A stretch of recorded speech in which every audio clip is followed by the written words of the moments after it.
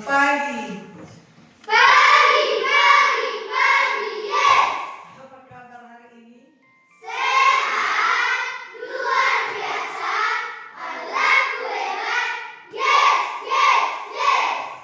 Baik, kita berjumpa kembali di mata pelajaran kita Pendidikan Agama Kristen. Sebelum kita memulai pelajaran, satu orang ke depan memimpin kita bernyanyi dan berdoa. Ayo, silakan.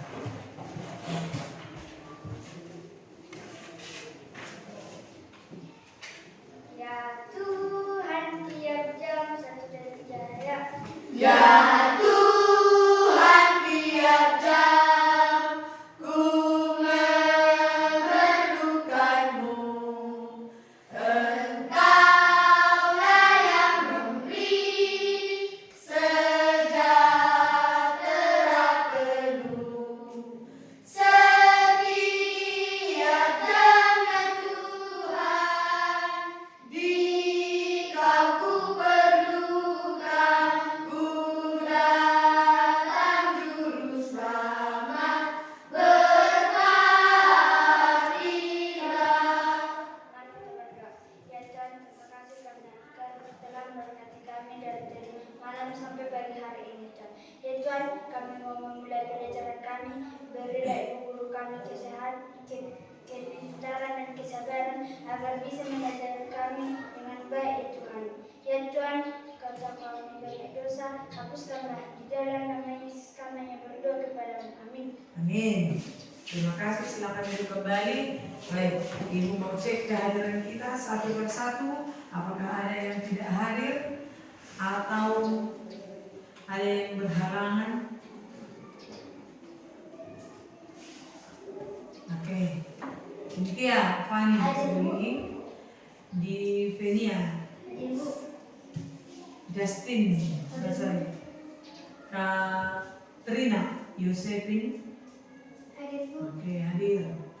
Laura, hadir Bu, Jeremy, hadir Bu, Nabanae, hadir Bu, Romi, Andika, hadir Bu, hadir. Kesi, hadir Bu, Revan, hadir Bu, Sarah, Chelsea, hadir Bu, Sergio, hadir Bu, Rizky, hadir Bu, Nikita, hadir Bu, Naomi, hadir Bu, Putri. hadir Bu.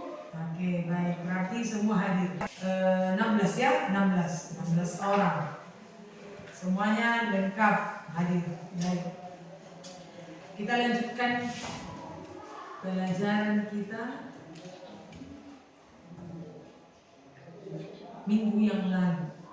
Kita sudah belajar tentang Allah memelihara hidupku. Allah memelihara hidupku dengan kisahnya Naaman. Tapi sebelumnya Ibu mau tes konsentrasi. Ibu mau tes konsentrasi dulu. Dulunya berdiri. Putih duduk, merah berdiri. Konsentrasi. Putih, merah, putih, merah, merah, putih, putih, merah, merah, putih.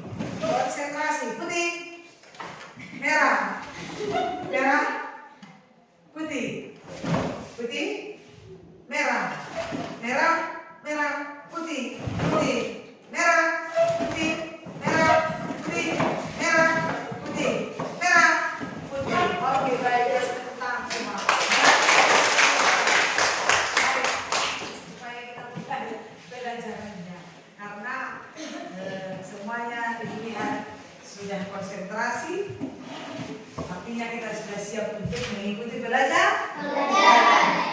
Minggu lalu kita sudah pelajari materi kita Allah memelihara hidupku, tetapi dengan memaknai lagu dan mengenal tokoh Naaman. Dan kita sudah saksikan juga video tentang Naaman disembuhkan, ya. Kita sudah pelajari bagaimana atau siapa itu Naaman, apa yang dialami Naaman, dan bagaimana dia disembuhkan oleh Tuhan. Apa yang terjadi dengan Naaman dan bagaimana dia disembuhkan oleh Tuhan. Nah, kita di situ sudah mempelajari bahwa atau mengetahui bahwa Tuhan senantiasa memelihara hidup manusia di dalam keadaan suka maupun duka. Nah, jadi pertemuan kita kali ini kita mau memaknai pemeliharaan Allah di dalam kesusahan. Memaknai pemeliharaan Allah di dalam kesusahan. Nah, di pertemuan ini ada dua tujuan pembelajaran yang akan kita capai, yang diharapkan untuk kita boleh capai melalui pertemuan ini. Pertama adalah menerapkan sikap bersyukur dan taat dalam menghadapi kesulitan. Yang kedua, membuat karya kreatif sebagai ungkapan syukur atas pemeliharaan Allah. Baik, sebelum itu Ibu mau ajak dulu kita mengenal tokoh lagi. Kalau di pertemuan yang pertama kita mengenali tokoh dari Alkitab yaitu Naaman, ya, panglima Raja Aram. Dia mengalami sakit penyakit yang sulit disembuhkan, tetapi kemudian dia beroleh kesembuhan melalui hamba Tuhan, ya, melalui imam ya, imam Elisa menyembuhkannya. Namun pertemuan ini Ibu ajak kita untuk melihat, mengenali seorang tokoh atau seseorang yang mengalami kesusahan, ya, sejak kecil hingga ia dewasa, tetapi dia tidak tidak patah semangat. Walaupun dia sempat patah semangat, tetapi di dalam kesusahannya dia berhasil menemukan dirinya yang sebenarnya, dan dia tetap bersyukur atas apa yang dia peroleh, atas dirinya, atas hidupnya, bahwa itu semuanya adalah berkat dan pemeliharaan dari Tuhan. Kisah seorang anak laki-laki Afrika Amerika yang tidak memiliki kehidupan yang mudah. Pindah ke Boston, ia mulai menderita perundungan yang terus-menerus karena teman-teman sekelasnya percaya bahwa ia adalah anak yang sangat bodoh karena mendapatkan nilai terburuk di kelas. Ia mendapatkan dukungan dari ibunya yang melakukan segala cara untuk menyediakan makanan di rumah. Seperti Ben, ia percaya apa yang dikatakan teman-teman sekelasnya. Berpikir mampu meraih banyak hal. Ibunya membuatnya mengerti bahwa dia bukan orang bodoh dan bahwa di dalam otaknya terdapat dunia yang harus ia temukan. Ini berlalu, dan baik Ben maupun saudaranya menghabiskan banyak waktu menonton acara televisi yang tidak membawa dampak positif yang menyebabkan kinerja Ben di sekolah semakin buruk. Suatu hari di gereja, Ben untuk pertama kalinya memiliki imajinasi ketika pendeta mulai bercerita tentang seorang dokter yang dikejar oleh para bandit, sesuatu yang dibayangkan Ben dengan sangat jelas. Ketika pulang ke rumah dengan gembira, ia menceritakan hal itu kepada ibunya, yang memotivasinya untuk menjadi seorang dokter. Itulah, beberapa tahun kemudian, selain menjadi seorang dokter, Ben berhasil menjadi spesialis dalam bedah saraf pediatrik. Sedang melakukan operasi, terima panggilan telepon, dan setelah berhasil menyelesaikan operasi, temui atasannya yang tiba-tiba memberikan kasus bayi kembar siam yang menyatu di kepala. Saat itu, pada tahun 1987, belum pernah ada yang tercatat berhasil selamat dalam pemisahan yang sesulit itu. Jika mereka tidak dipisahkan, risikonya lebih besar, dan kedua anak itu bisa kehilangan nyawa. Ben melakukan perjalanan ke Jerman untuk memeriksa mereka. Jujur, Ben memberitahu orang tua anak-anak tersebut bahwa kemungkinan mereka untuk bertahan hidup hanya 10% karena mereka bisa saja kehilangan nyawa akibat pendarahan. Ternyata, Ben tidak yakin untuk melanjutkan karena kompleksitas operasi tersebut. Ketika ia melihat anaknya sendiri, ia menempatkan dirinya pada posisi sang ibu. Ia menerima kasus tersebut, tetapi meminta waktu 4 bulan untuk mempelajari dan memohon arahan dari Tuhan. Belum ada Google pada masa itu, ia harus membaca ribuan buku medis untuk mencari solusi yang konkret. Karena Ben bisa menjadi seorang ahli bedah saraf, adalah yang paling bodoh di sekolah. Selain itu, keluarganya tenggelam dalam kemiskinan. Kita kembali ke awal, di sekolah, ia selalu mendapatkan nilai terburuk. Karena itu, kepala sekolah meminta perwakilan orang tua. Itu membuat Ben lebih banyak berlatih di rumah. Ben meminta bantuan ibunya, tetapi ibunya tidak mengerti kata-kata tersebut. Itulah sang ibu menyadari bahwa ia membutuhkan kacamata. Sulit, ia berkorban dan membelikan kacamata untuk Ben. Itu, secara ajaib Ben mulai mendapatkan nilai bagus. Pun begitu, ibunya mulai mengalami depresi hingga akhirnya dirawat di rumah sakit. Itu, Ben dan saudaranya diasuh oleh seorang bibi.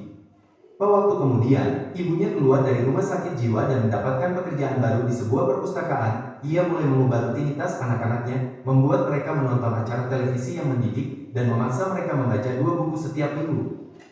Saat itu, Ben mulai tertarik pada membaca dan memahami makna setiap kata yang tidak ia kenal. Cara itu, ia berhenti menjadi anak terbodoh di kelas. Banyak begitu pesat hingga di acara televisi, ia menjawab hampir semua pertanyaan dengan cepat karena kosakatanya sangat luas. Tahun kemudian, Ben mendapatkan sertifikat akademik sebagai siswa nomor 1. Ibunya sangat bahagia, tetapi setelah menerima penghargaan, berdua dipermalukan, dan didiskriminasi di depan umum oleh seorang otoritas dari komite akademik. Itu, mereka mengambil penghargaan dari Ben dan memberikannya kepada teman sekelasnya yang berkulit berbeda. Ibunya pergi dengan penuh martabat, tanpa memperdulikan apa yang terjadi. Setelah itu, mereka pindah, dan ibunya mengirim Ben ke sekolah yang lebih baik agar ia dihargai. Pikir itu akan menjadi hal yang baik, tetapi segera menyadari bahwa teman-teman barunya juga mengintimidasinya. Itu, Ben mulai mengubah temperamennya hingga menjadi sangat agresif. Hari, saat Ben sedang mendengarkan musik, temannya mencoba mengganti stasiun radio. Ben tidak menyukai audasi itu, jadi mereka mulai bertengkar, dan Ben mengeluarkan pisau untuk menyerang anak itu. Secara ajaib, tidak ada yang terjadi karena gesper celana melindunginya. Menyesal, Ben berlari pulang, memeluk Alkitab, dan memohon pengampunan dari Tuhan dengan sepenuh hati, memohon agar Tuhan menghilangkan amarah yang ada di dalam dirinya. Tahun kemudian, di perguruan tinggi, mendengarkan ceramah tentang keajaiban otak, Ben menyadari bahwa ia ingin menjadi ahli bedah saraf. Beritahu istrinya, Melissa, dan ia mendukung Ben dalam studi. Mulai mempersiapkan diri, bahkan bermimpi tentang ujian yang harus ia selesaikan. Di ujian, ia mengingat mimpinya dan berhasil menjalankan ujiannya, meraih nilai terbaik. Itu sudah diduga, karena ia memiliki bakat khusus. Waktu kemudian, Ben menyelesaikan kuliah dan mendapatkan pekerjaan di rumah sakit Johns Hopkins. Pun tidak mudah untuk masuk, ia berhasil meyakinkan Dr. Atfar Halian. Di pertamanya bekerja, perawat kepala melihat warna kulit Ben dan tidak berpikir bahwa ia adalah seorang dokter. Dengan sikapnya, ia berhasil mendapatkan kasih sayang dari semua orang. Hari, datang keadaan darurat dan tidak ada dokter yang tersedia, sehingga Ben harus mengambil risiko melakukan operasi. Selesai, ia dipuji oleh direktur karena semuanya berjalan dengan sangat baik berkat keputusan Ben yang tepat. 4 tahun kemudian, Ben menjadi seorang ahli bedah saraf pediatri, dan kasus-kasus yang kompleks dari seluruh dunia mulai berdatangan. Yang tidak memiliki harapan pun datang, tetapi Ben selalu menemukan cara untuk memecahkan masalah dan berhasil menyembuhkan mereka. Hari, datang kasus yang sangat istimewa. Seorang gadis bernama Cynthia didiagnosis menderita epilepsi dengan keterbelakangan mental. Tuanya putus asa dan sedih melihat putri mereka menderita kejang yang berulang sepanjang hidupnya. Satunya alternatif agar gadis itu bisa menjalani kehidupan normal adalah dengan menjalani operasi yang sangat berisiko. Sebagai orang percaya yang baik, mohon iman yang diperlukan dari Tuhan agar tidak menyerah. Ia mempelajari kasus tersebut dengan mendalam hingga menemukan solusi yang mungkin. Di operasi ini sangat rumit karena ia harus mengangkat setengah otak. Kemungkinan gadis itu kehilangan kemampuan bicara. Cynthia menerima risiko tersebut. Operasi dipersiapkan, dan mereka memulai operasi pembukaan tengkorak yang rumit keesokan harinya. Setelah 10 jam, operasi berhasil diselesaikan, tetapi ada masalah, gadis itu tidak merespons. Ben memberitahu orang tuanya, dan mereka semua menunggu perkembangannya. Kemudian, ketika orang-orang paling tidak menduganya, itu terbangun dan berkata, "Aku mencintaimu." Kemudian, rumah sakit dipenuhi wartawan yang ingin mewawancarai Ben, yang hanya berkata bahwa otak adalah hal yang luar biasa.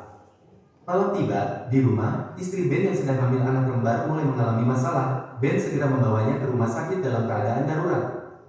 Penantian yang panjang dan penuh kecemasan, dokter memberitahunya bahwa istrinya baik-baik saja, tetapi sayangnya mereka kehilangan kedua bayi kembarnya. Ini sangat menghancurkan hati Ben, serta berdaya karena tidak dapat melakukan apapun untuk menyelamatkan mereka.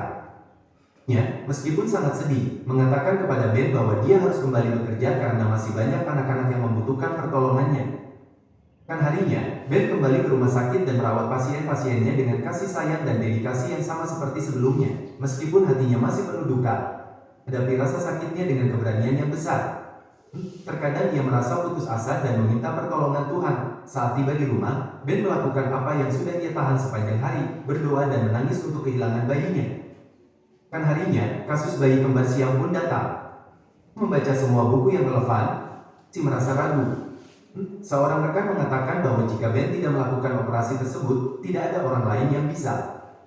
Operasi tiba, Ben mengorganisasi tim medis dan memberitahu mereka bahwa ini adalah operasi yang sangat rumit. Mereka harus menghindari pendarahan dengan segala cara. Jika terjadi pendarahan, mereka harus mengambil keputusan sulit untuk mengorbankan salah satu bayi demi menyelamatkan yang lain. Mencegah hal tersebut, mereka harus menghentikan detak jantung bayi selama 1 jam. Ini juga disampaikan kepada orang tua si kembar. Kita perlu berdoa, kata mereka. Semuanya siap, ketegangan dan kecemasan terasa di ruang tunggu, sementara di ruang operasi dimulai. 7 jam berlalu, dan operasi masih berlangsung. Bekerja secepat mungkin karena dengan menghentikan detak jantung, mereka hanya punya 1 jam untuk menyelesaikannya. Detak jantung dihentikan, hitungan mundur dimulai. 5 menit kemudian, mereka berhasil memperbaiki vena dan arteri. Hanya 17 menit tersisa untuk menyelesaikan operasi. Masih ada beberapa detail yang harus diselesaikan. Berlomba melawan waktu, berhasil menyelesaikan semuanya pada detik terakhir. Itu, mereka mulai membangunkan bayi-bayi tersebut. Perlahan-lahan, sinus bayi mulai menunjukkan tanda-tanda kehidupan. Pun operasi memakan waktu 2 kali lipat dari yang diharapkan, Ben berhasil menyelesaikannya tepat waktu. 22 jam, Ben muncul di hadapan orang tua si kembar untuk memberikan kabar gembira. Bayi tersebut sangat gembira dan berterima kasih kepada Tuhan. Orang memberi selamat kepada Ben, yang merasa sangat bahagia dan bersyukur karena tanpa bantuan Tuhan, ia tidak akan berhasil. Tuhan dan Dr. Benjamin Carson, bayi-bayi tersebut selamat dari operasi dan kemudian kembali ke Jerman. Operasi tersebut melakukan operasi serupa pada setidaknya 5 pasangan kembar siam yang menyatu di kepala dan ratusan anak-anak lainnya. Selain itu, terektomi, pengangkatan setengah otak, kini menjadi pengobatan yang diterima untuk anak-anak dengan kejang parah yang tidak dapat diobati. Carson terus menjabat sebagai kepala bedah saraf pediatrik di Rumah Sakit Johns Hopkins. Istrinya juga mendirikan beasiswa Carson yang diberikan kepada siswa yang berprestasi secara akademis. Yang Anda lihat, si kembar Johan dan Stefan sangat penting dalam sejarah kedokteran karena mereka adalah pasangan kembar pertama yang berhasil dipisahkan tanpa kehilangan nyawa.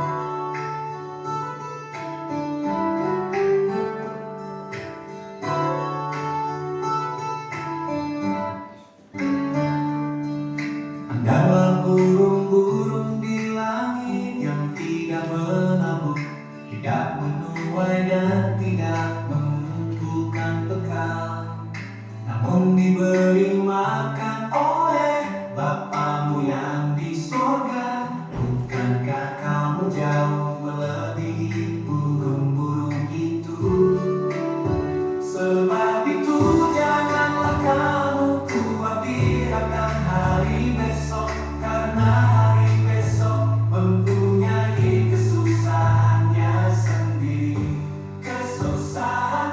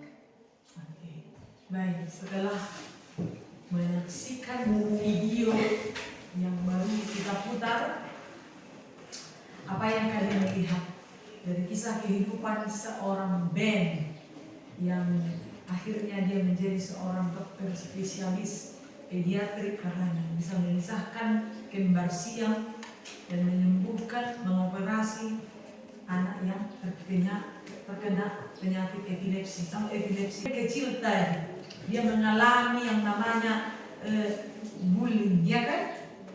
Jadi rundung tadi kan waktu sekolah, waktu dia sekolah kali perundungan di sekolah karena dia berasal dari ras kulit hitam. Ras kulit hitam agak kurang dihargai. Nah, bahkan yang tadinya dia dianggap bodoh, yang tadinya memang dia bodoh karena apa pekerjaannya? Ketika ibunya bekerja di luar, dia dan adiknya pekerjaannya di rumah hanya apa tadi katanya? Hanya menonton film di rumah, film yang tidak berdampak apa-apa. Itu yang membuat dia bodoh. Ketika di sekolah dia tidak bisa menjawab apa-apa, dia tidak bisa mengerjakan apa-apa di sekolah. Tetapi ya di dalam kesulitan itu, di dalam proses itu, sampai-sampai ibunya tadi depresi kan? Ibunya depresi, tahu depresi kan? Ibunya stres, bahkan sampai dimasukkan katanya tadi ke rumah sakit jiwa. Bukan, tidak. Pun ibunya tadi sempat masuk ke rumah sakit jiwa karena mengalami depresi, ya, dimana tidak, ya. Ibunya mengalami depresi, dia membesarkan anak-anaknya itu sendirian, cari uang dan segala macam. Kemudian didapati bahwa Ben di sekolah adalah menjadi anak terbodoh. Ibunya depresi, stres, sampai masuk ke rumah sakit jiwa. Tapi akhirnya ibunya sembuh. Kemudian ibunya mencari pekerjaan, cari kerja.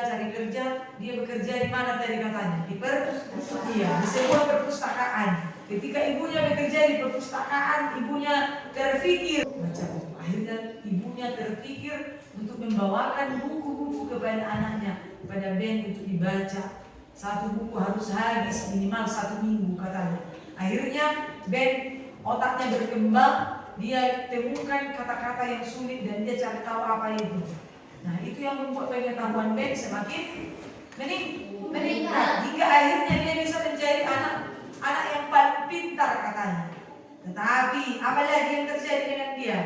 Setelah Ben berhasil menjadi anak paling pintar di sekolah, apa yang terjadi? Katanya tadi penghargaannya dicabut, diberikan kepada anak berkulit putih. Nah, Ben tadi mulai dia dari kecil sampai dia sudah bekerja sekalipun dia selalu dapat intimidasi, dia selalu dapat tekanan dari dunia sekitar. Dan ujian itu juga datang silih berganti. Setelah Ben berkeluarga, dia punya istri, istrinya melahirkan tapi anaknya tidak bisa diselamatkan. Coba bayangkan, dia seorang dokter, dia menyelamatkan anak orang. Berapa pasang tadi bayi kembar siam yang berhasil diselamatkan oleh Ben, satu pun tidak ada yang meninggal. Kembar siam ya dipisahkannya, tak kurang suatu apapun, anak-anak itu bisa berkembang. Tetapi kemudian anaknya yang ditunggu-tunggunya harus meninggal. Dia tidak depresi, tetapi dia bersyukur tadi. Apa yang dialami oleh Ben tadi sempat merubah karakternya menjadi punya watak yang keras tadi kan? Sempat Ben punya watak dan karakter yang keras, ya, jadi agak sedikit brutal setelah apa yang dialami. Tetapi lewat apa tadi katanya? Dia ingat bahwa Tuhan ada bersama dengan dia. Tuhan senantiasa memelihara hidup. Dia sadar, kemudian dia mengubah hidupnya, ya. Dia tetap sabar di dalam apapun yang dialami. Kesusahan, tantangan hidup yang dialami silih berganti tidak membuat Ben jadi patah semangat dan berhenti berusaha.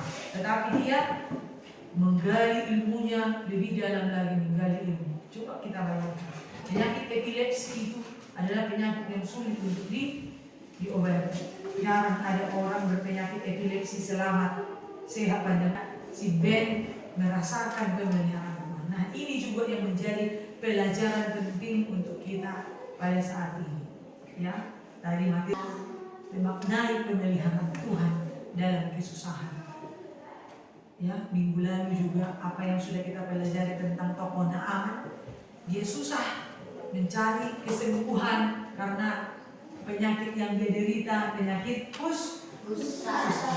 dia mengalami kesusahan. Tetapi ya dengan ketaatan dia pergi kepada Imam Elisa hingga dia mendapatkan kesembuhan. Nah, minta dari kita adalah apa? Ketaatan, kesabaran. Betapa sabarnya Ben tadi menghadapi kesusahan hidup, ya, kondisi keluarga yang serba berkekurangan, ya, kondisi ekonomi yang serba kesulitan, ya, kondisi ibunya, kesehatan ibunya yang sempat mengalami depresi, gangguan mental karena mungkin terlalu banyak beban hidup yang dialami oleh ibunya Ben sampai masuk ke rumah sakit jiwa. Nah, ini betapa susahnya kehidupan mereka. Bertanya, apa ada di antara kita yang mengalami kesusahan seperti yang dialami Ben? Barangkali kesusahan yang kita alami belum seberapa dibandingkan dengan Ben tadi. Kesusahan yang kita alami belum seberapa dibanding kesusahan yang dialami Ben.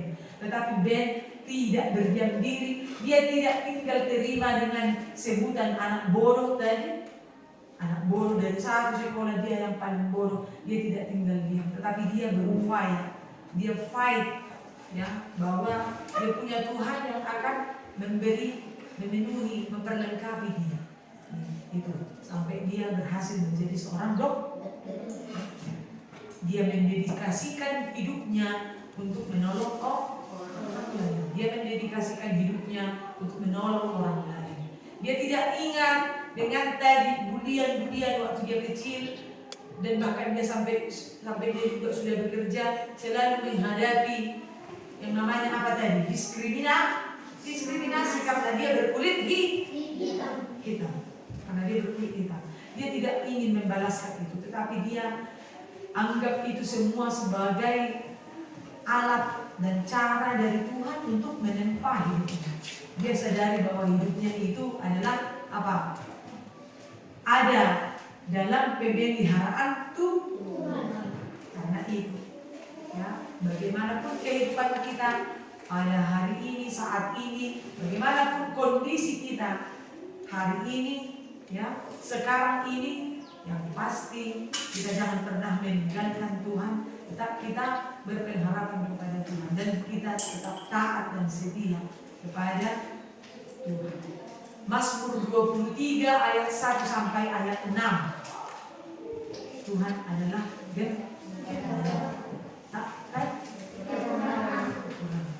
Dia membaringkan aku di padang yang berumput hijau dan seterusnya. Itu artinya bahwa apa?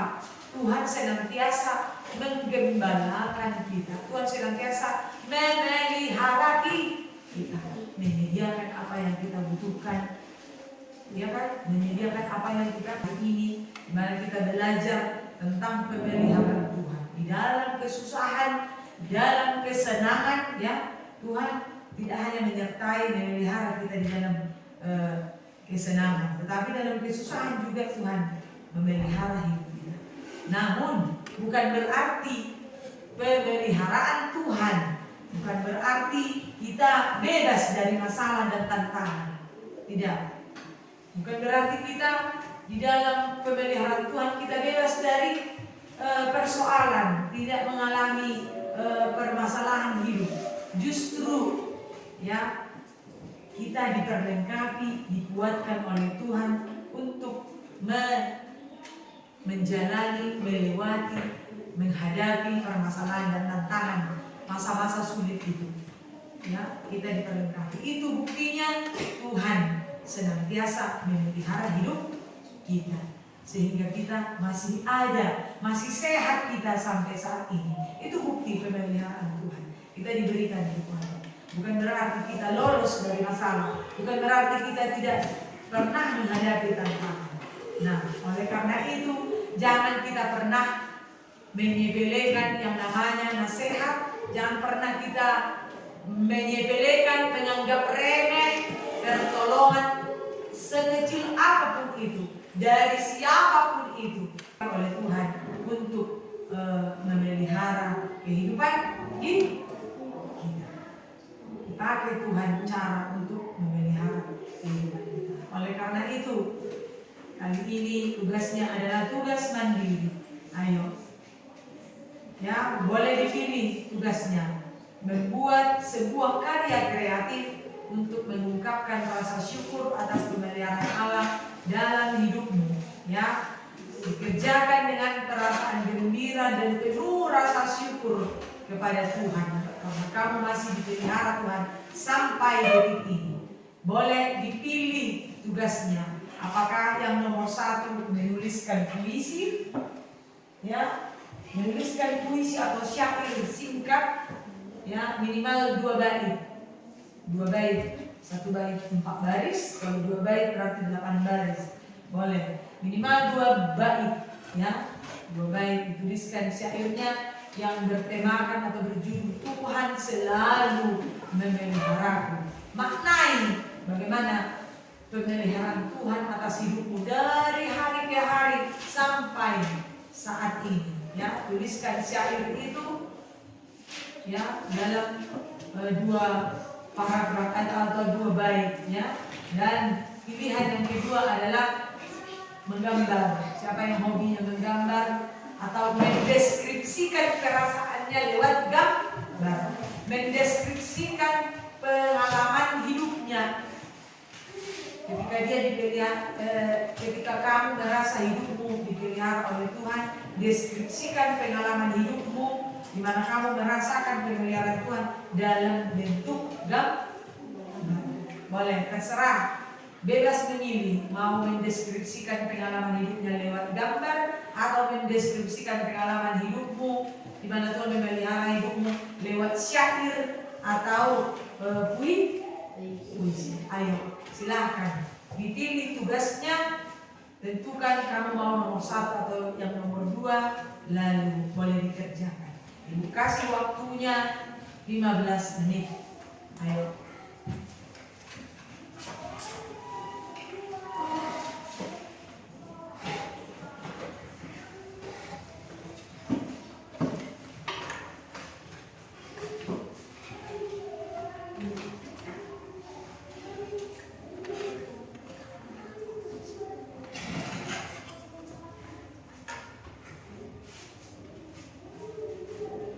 Oke, baik. Kalau begitu Ibu kasih kesempatan membacakan karyanya.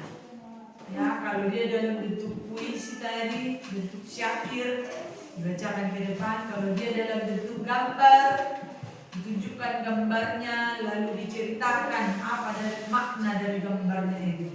Oke, siapa kira-kira duluan maju ke depan? Ya. Oh ya, Romi, ayo maju ke depan. Karyanya puisi atau gambar? Syair. Syair, oke. Syair pemeliharaan Tuhan atas hidupku. Tuhan, Engkau yang memelihara. Tuhan telah memeliharaku dari kecil sampai sekarang. Tuhan memberiku orang tua dan guru yang dapat mendidikku. Engkau memberi teman yang menemani aku.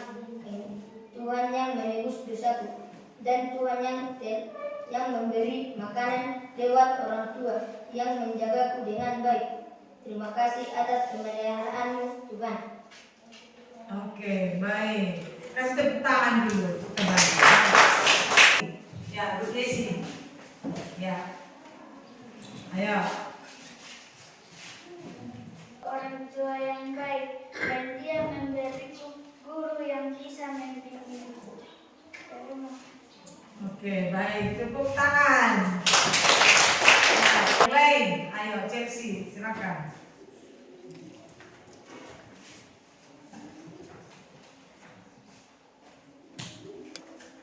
Syair pemeliharaan Tuhan bagiku. Tuhan, Kau adalah tumpuan hidupku. Betapa banyak, betapa besar karya-Mu dalam hidupku. Dari kecil sampai besar, Engkau selalu memelihara hidupku. Dalam susah maupun senang, Engkau selalu menjagaku. Ya Tuhanku, teguhkanlah hati dan imanku, agar selalu taat dan yakin akan pemeliharaan-Mu. Hanya Engkau yang sanggup menyelamatkan hidupku. Dan hanya Semuanya syair saja, puisi. Gambar dulu, ya. Ayo. Ya, ini gambar. Yesus bersama keluargaku. Ya. Makna dari gambarku ini adalah Tuhan mengasihiku dan menjagaku di setiap waktu. Itulah hasil presentasiku. Iya, bagus. Kasih dulu tepuk tangan. Gambar di sini ada gambar Tuhan Yesus, ada gambar orang tuanya, ayah dan ibu, dan gambarnya barangkali, ya kan? Nah, digambarkan di sini dengan lingkungan alam yang cerah, ada bunga-bunganya, ada mataharinya, ada awannya. Nah, dia menggambarkan katanya bahwa Tuhan memelihara hidupnya dan keluarga, ada kehidupannya dan juga dunia. Kasih dulu tepuk tangan. Bagus ya? Iya, bagus. Memaknai pemeliharaan Allah dalam kesusahan, ya. Jadi artinya kita lewat pelajaran ini kita diajarkan untuk apa?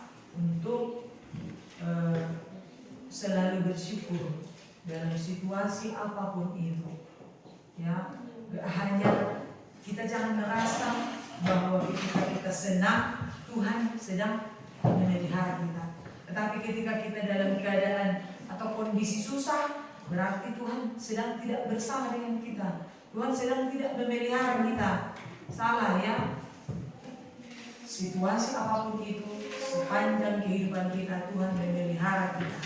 Tuhan tetap ada bersama-sama dengan kita dalam keadaan suka, dalam keadaan senang, ataupun dalam keadaan duka, dalam kesusahan pun Tuhan senantiasa memelihara kehidupan kita. Ya, nah, seperti tokoh yang sudah kita pelajari tadi, baik itu yang minggu yang lalu mengenai Naaman, bagaimana Naaman ya mengalami pemeliharaan Tuhan. Dia maknai bahwa nasihat, pertolongan kecil sekalipun dia syukuri, dia taati, dia ikuti nasihat yang berasal dari orang kecil sekalipun, ya, jangan pernah diremehkan. Dia sudah alami itu, dia akhirnya dapatkan kesembuhan. Begitu juga dengan tokoh yang kita pelajari hari ini, ya, dia alami keberhasilan, ya, dia tetap mengikuti perjalanan hidupnya yang begitu susah dan banyak tantangan. Dia tidak mengalami dia tidak patah semangat, tetapi dia tetap merasakan bahwa hidupnya senantiasa dituntun oleh Tuhan. Di dalam kesuksesannya pun, yang akhirnya dia bisa menjadi dokter spesialis, dia tetap mengandalkan Tuhan. Dia selalu memohon petunjuk dari Tuhan untuk setiap melakukan pekerjaannya. Akhirnya hidupnya menjadi berkat. Nah, ketika kita menghadapi kesulitan, penyakit, masalah keuangan, finansial, ya, tetap ya, dari tengah keluarga kita, pemeliharaan Tuhan senantiasa hadir dalam kehidupan kita, mengajarkan kita bahwa kekuatan sejati terletak pada mendengarkan suara kecil, suara hati, merendahkan diri, ya, dalam ketaatan, dan bersaksi bahwa hanya Tuhanlah satu-satunya sumber keselamatan, sumber kesembuhan di dalam hidup ini, sumber pertolongan. Allah senantiasa memelihara kehidupan kita. Allah senantiasa memelihara kehidupan kita. Ya, nah demikian pembelajaran kita hari ini. Kita bernyanyi dulu. Tuhan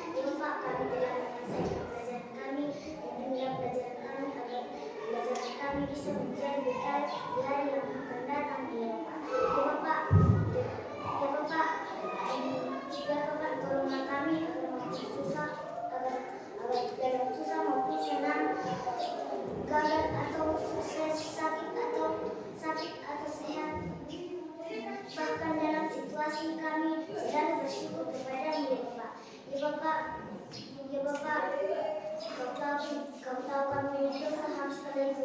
Dalam nama Yesus kami hanya berdoa kepada Amin. Amin. Terima kasih. Silakan duduk kembali. Baik, demikian pertemuan kita pada hari ini. Mengucapkan selamat pagi dan shalom. Shalom.